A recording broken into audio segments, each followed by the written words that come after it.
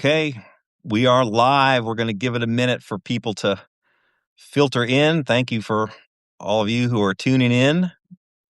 This is a reporters roundtable with the Charlotte Ledger. Going to give it a few more seconds. I know it's the Friday before the holiday weekend, so we'll see how many people are tuned in at 2:00 on a Friday before what for many people is a long weekend, but not everybody.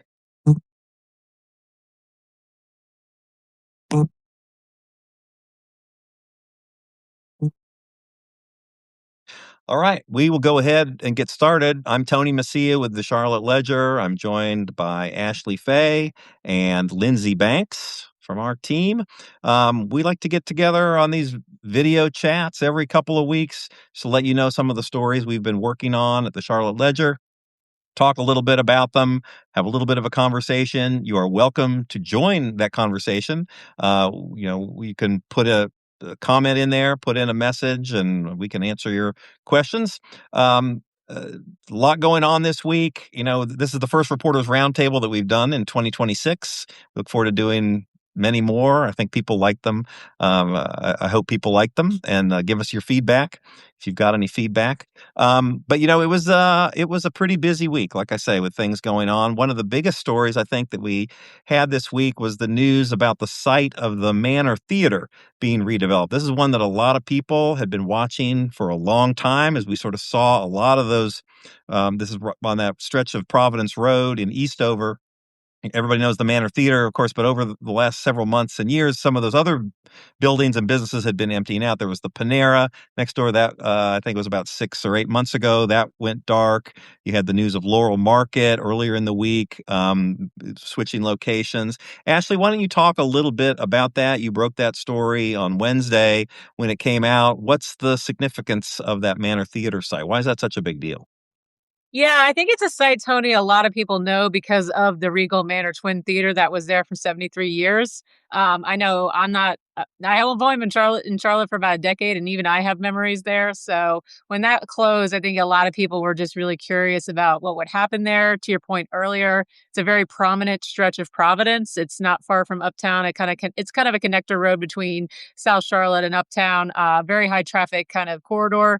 And there's just been a lot of questions, what's going to happen here. So basically, this week, the owner of the property, which is Eastern Federal Corp., they've owned the property since inception back in the 40s. They and Dallas-based Streetlights Residential are planning to redevelop the site. They are going to do between 120 and 130 residential units. That'll be a mix of for rent and for sale is anticipated. And about 35,000 square feet of ground floor retail space. To compare, there's about 3,000 total on the site today, and that includes the kind of primary shopping center with the former Manor Theater, as well as the site with the Starbucks, the Laurel Market, and the Hilliard Studio Method kind of on the side toward Fenton Place. So the site is bounded by Providence, Cherokee Road, and Fenton Place. And so the part of the site that's getting rezoned, they filed a rezoning petition. It's kind of in the back part of the site. It basically is just to allow the developer to do the project they want to do, which is going to be, again, kind of that mixed use residential retail space, maximum height of 80 feet. This won't be a site, Tony, we're going to see kind of redeveloped overnight. They still have to go through the rezoning process. They're going to have to engage with the neighborhood. Charlotte City Council will have to have a hearing for the project, and then at a later meeting, they'll make a decision on the rezoning. So the developers tell me that sometime in 2027 they'd like to break ground, but of course a lot still just depends on what happens with the rezoning and any changes that are going to happen on the site. Yeah, those rezonings, a lot of times they take longer than you think, and people always want to say, oh, well, this has been announced, and then 2 years later, still nothing's happened on the site, and it's not necessarily for lack of will, but the process tends to play out longer than a lot of people think, right? You've seen that in covering development over the years? Oh, absolutely. Yeah. I mean, I think people, they hear an announcement, they think like, oh, a shovel will be in the ground the next week. But there's a lot of things that go on behind the scenes.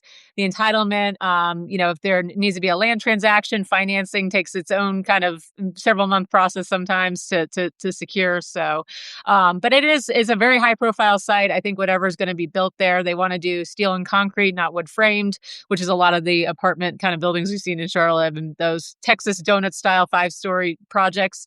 I don't get get the impression that's what they're trying to do here. So I'm curious to learn more as we kind of get through the process. We'll be definitely interested to know how the neighborhood is going to react to it.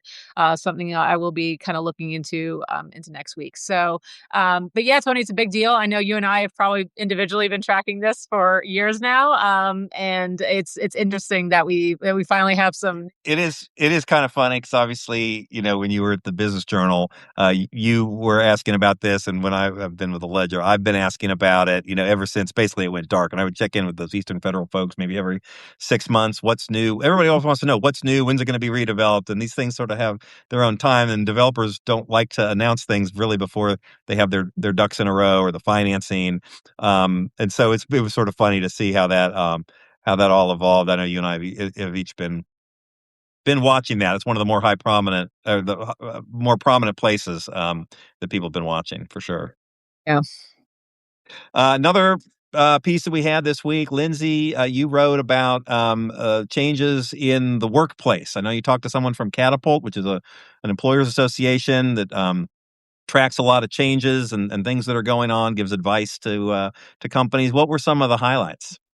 Yeah, I mean, this is a story I think we like to do every year, just kind of keeping a finger on the pulse of what's going on as far as hiring and retainment. And, when the Ledger first got on the scene, the COVID was the big thing, obviously. So remote work and then AI last year, I remember that being obviously a big thing that was kind of shifting, roles and, how people were recruiting. And AI is still a big thing this year. And so I spoke to Doug Blizzard of Catapult. He's the Chief Solutions Officer. And one thing that we talked about was AI. It's kind of hard to avoid that topic. And I think originally when AI entered the scene, it was replacing those entry level jobs that, maybe some jobs that had a lot of roles that could be automated by AI. And it originally was kind of under the idea that it would save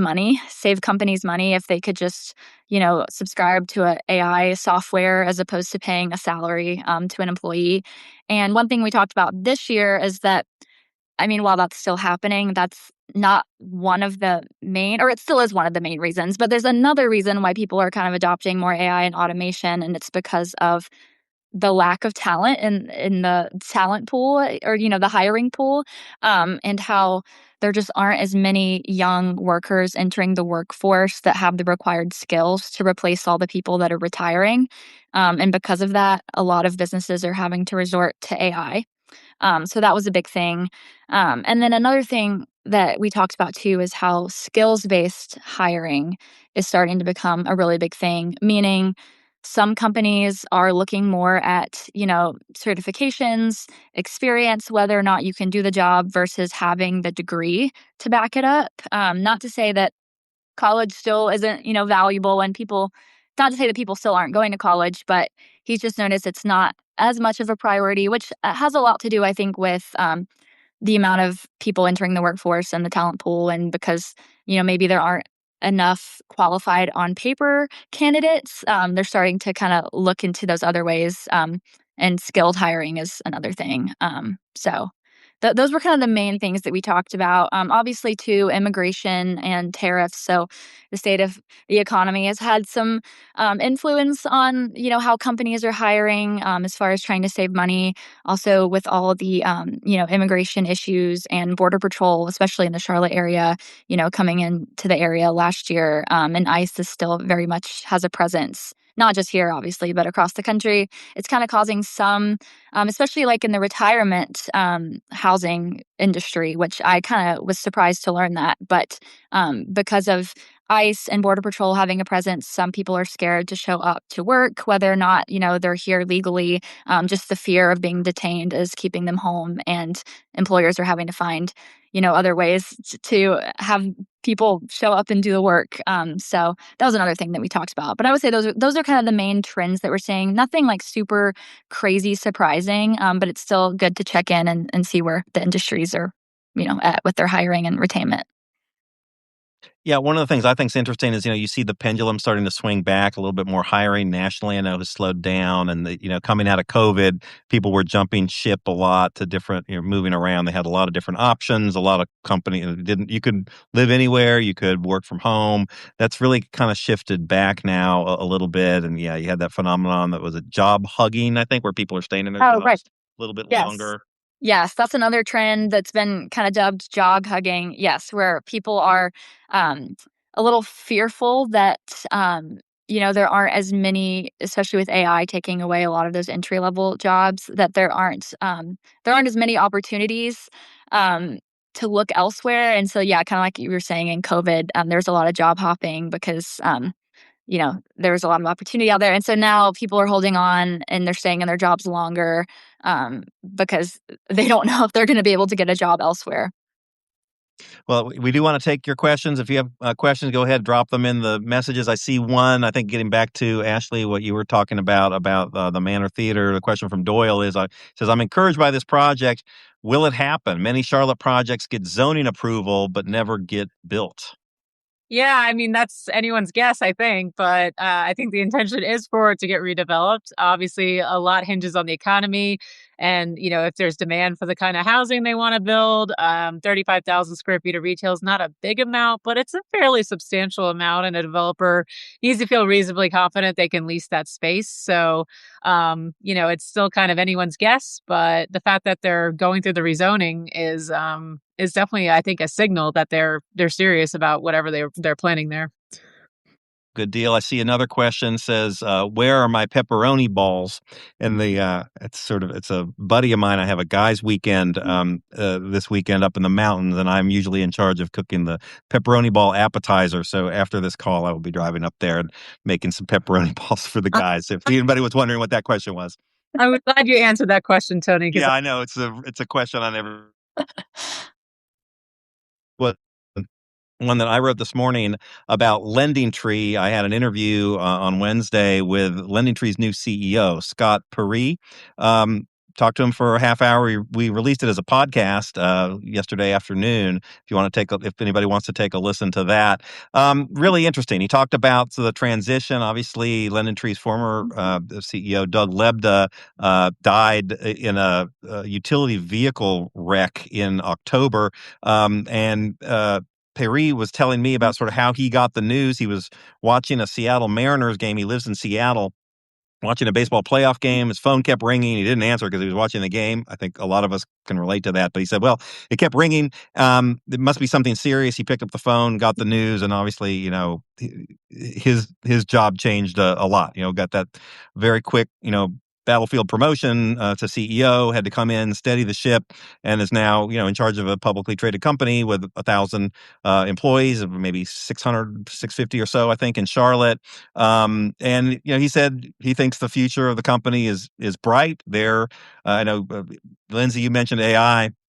They're looking into AI and how do they improve the customer experience of shopping for mortgages, shopping for insurance, shopping for loans. And he said he's still very committed to Charlotte. I think that's been one of the questions. You have a CEO who lives on the West Coast, but the company is based in Charlotte. What happens with that? He said he foresees hiring in Charlotte, continuing to hire in Charlotte. It's been a good base, and no changes in the offing for LendingTree, but certainly very interesting. The other sort of chilling tidbit was he also mentioned that a week before Lebda's death, he had a meeting with Doug Lebda and the head of HR and the board in which they reaffirmed the succession plan, and just to make sure if anything happened to Lebda, that it was set in that it was set in motion what would happen. And then obviously tragically and suddenly and shockingly, they had to put that into action just the next week. So it was a really interesting interview. He's a very down to earth guy, West Coast tech kind of guy, 48 years old.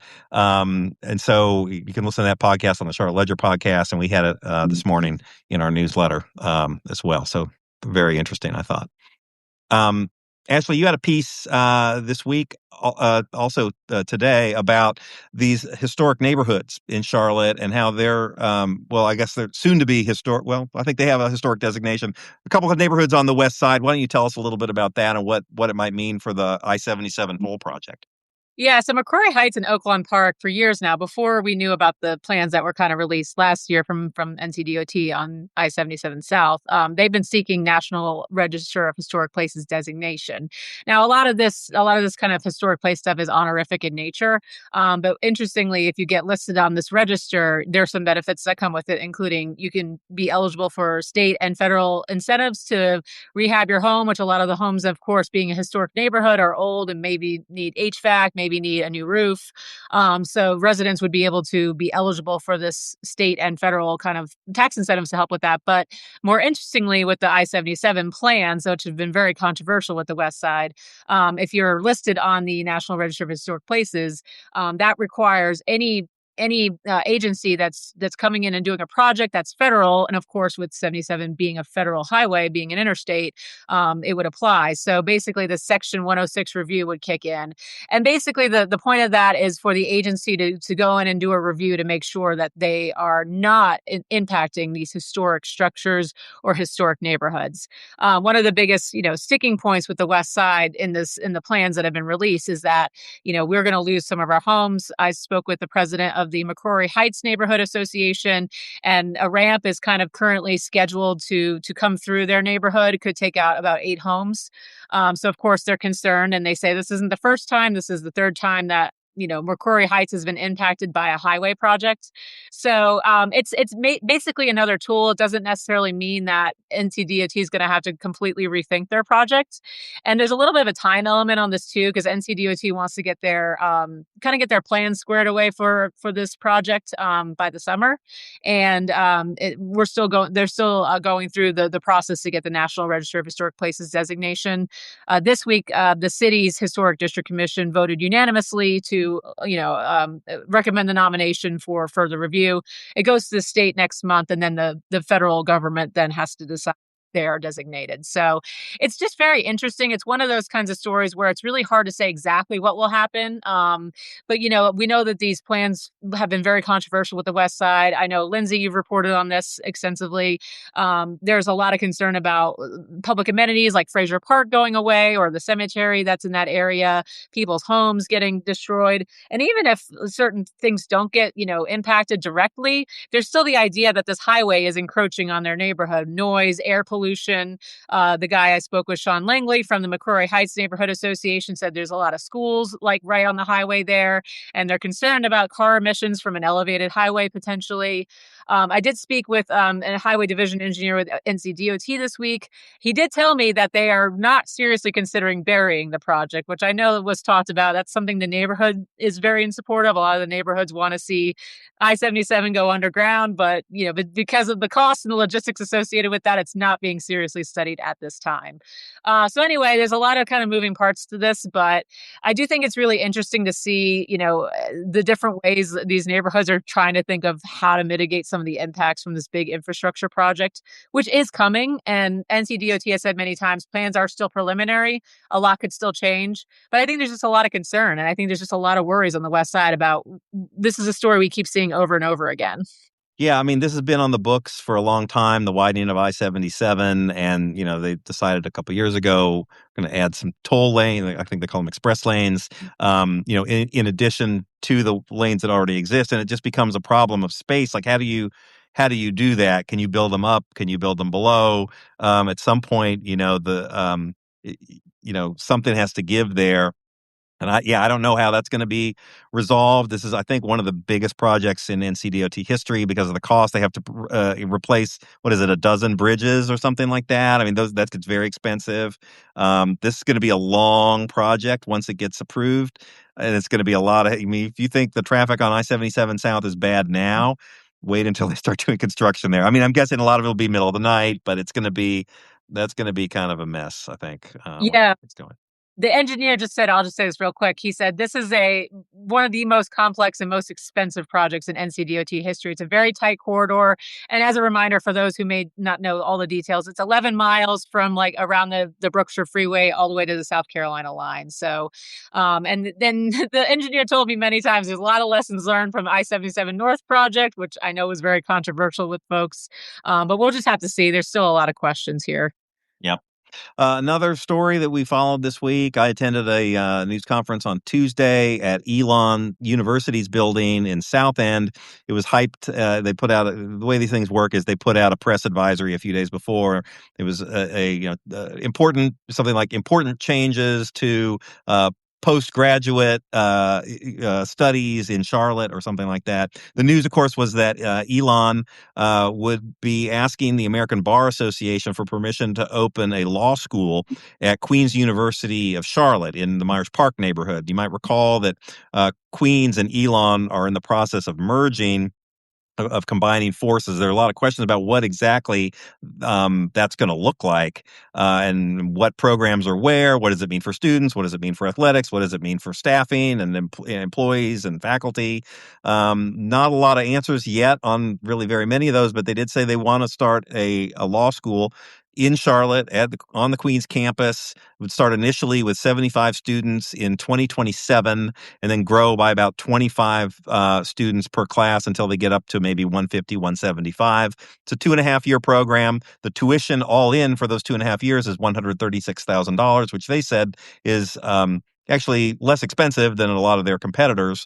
I talked to the dean of Elon Law, said that it's really important for Charlotte to have a law school where they can really engage in the community, produce lawyers that are working in a variety of legal fields, whether it's, large firms or nonprofits or community type of organizations, that really being here and having that presence and having that not the residential experience, but having that campus feel, with a gym and a cafeteria, that's something that's important to them. Elon currently has what they call a flex program, which is a part-time program, which I believe is 4 years.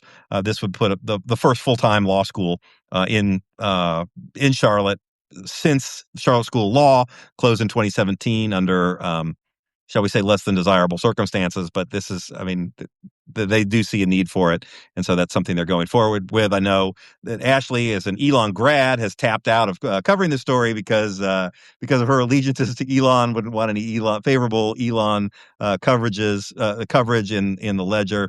See a question here from JG. Have they said yet what will happen to Queen's sports teams? I.e., will Elon teams just absorb them?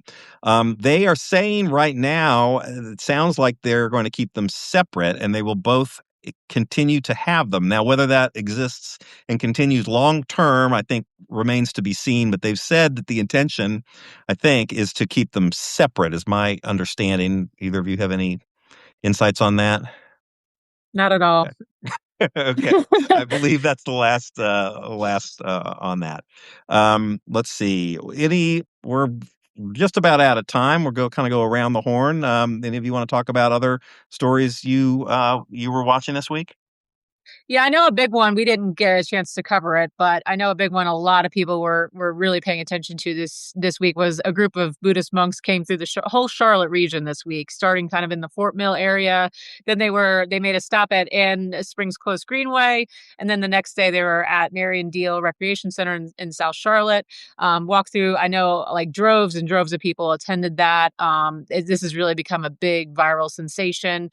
They're walking from Texas to Washington, D.C. on a 2,300-mile kind of walk. They're calling it a walk for peace. They're not really, quote unquote, protesting anything. It's just what they say on their Facebook page is to raise awareness of peace, loving kindness, and compassion across America and the world. I know a lot of people in my orbit, wanted to go and see them and even just stand alongside the road as they walk by. It's really a symbolic thing, but it's really been kind of amazing to see how many people have come out to listen to them speak. I know one of my good friends wanted to see Fort Mill, and she said the traffic around Ann Springs Close was pretty crazy. But yeah, it's kind of a cool thing to see. It's just not something you see every day here in Charlotte. Lindsay, anything you were watching this week?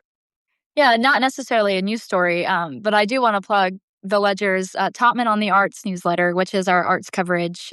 We have Lawrence Topman. He's a longtime arts critic in the Charlotte area, and he writes about maybe once a week for us, reviewing just things around town. And so this week he went to the Mint Museum Uptown and reviewed an exhibit called Renaissance Romanticism and Rebellion. A little bit of a tongue twister. And it's just a collection of 70 European paintings and just pieces of art. And I won't get too much into his review, but I'm a little bit biased because I do work with him, but I just really think that his writing, he's so clever and smart and really insightful. And I think that newsletter is one of the many perks of being a Ledger subscriber. So if you're not already subscribed to that newsletter in particular, I highly recommend. But next week, he's going to be reviewing Spam-A-Lot, the stage production. So we have that to look forward to. That'll be fun. And also in terms of plugging other Ledger newsletters, we had a special off-season edition of Football Friday today, in which Carol Walton looked at some of the different signings and some of the different players and recovering from injury, and also the signing of Luca De La Torre, who's a U.S. men's national team player. He was introduced to the media this week. So she's got all that coverage in Football Friday. You can also sign up for that. You can find that at thecharlotteledger.com. Ashley, any plugs?